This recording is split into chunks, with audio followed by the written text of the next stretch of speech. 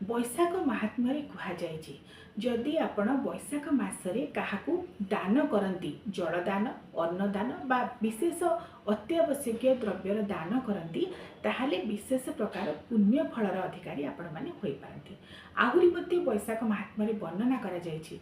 जड़े ब्राह्मण प्रत्येक दिन श्रीहरि नारायण विष्णु को विविध प्रकार पत्र फूल तुलसी पत्र आदि देकी सुसज्जित करुले पूजा करुले मात्र नैवेद्य देउनथिले।